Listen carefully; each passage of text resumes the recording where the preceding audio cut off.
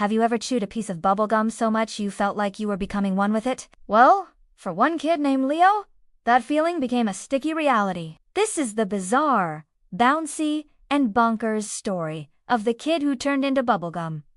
It all started on a Tuesday, which was already a weird day because the school cafeteria was serving spaghetti tacos. Leo, a regular kid with a not-so-regular love for Giga bubblegum, popped a fresh piece into his mouth. This wasn't just any gum. It was the super stretchy, mega flavorful, glow-in-the-dark kind. He chewed and chewed, trying to break his personal record for the biggest bubble. He blew with all his might, and the bubble grew bigger and bigger and bigger until it was larger than his head. And then pop!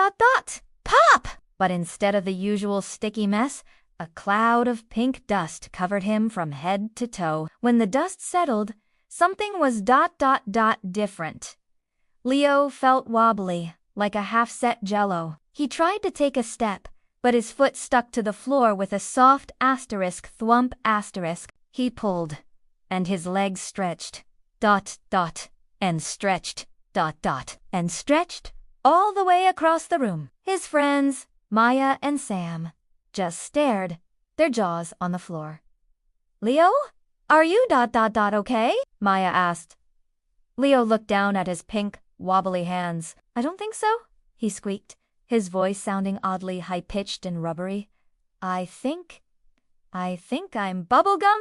It was true. Leo had turned into a living, breathing piece of bubblegum. He was pink, squishy, and smelled faintly of watermelon. The initial shock quickly turned into a strange kind of fun. He could squeeze under doors, flatten himself out like a pancake, and stretch his arms to grab things from across the classroom without ever leaving his seat. During recess, he was the star of the show. He transformed into a human trampoline, bouncing his friends higher than the swing set. He stretched himself between two goalposts to become the world's best and most flexible soccer goalie.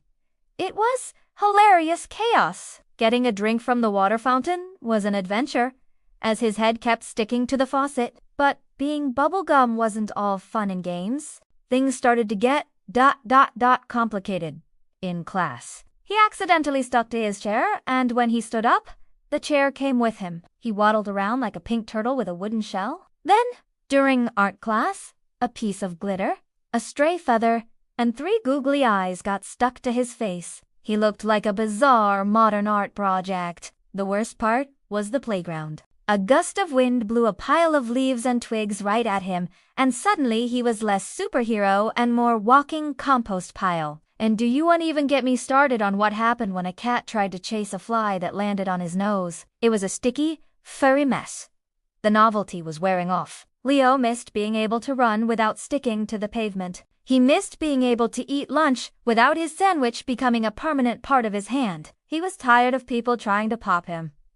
I just want to be a normal kid again, he wailed, his bubblegum tears leaving little sticky spots on the floor. His friends, Maya and Sam, knew they had to do something. They weren't scientists, but they were expert detectives when it came to kid problems. We have to reverse it, Sam declared. How did it happen in the first place?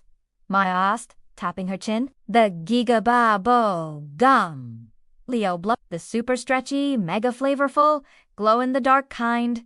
That was it. The clue they needed. The trio raced back to the corner store where Leo had bought the fateful gum. They searched the shelves, and behind a stack of dusty comics, they found it, an old, weird-looking gumball machine they had never noticed before. The label on it was faded, but they could just make out the words, Dr. Phileas Fogg's fantastical flavor-changing confections. And right on the front, there was a tiny, almost invisible warning label.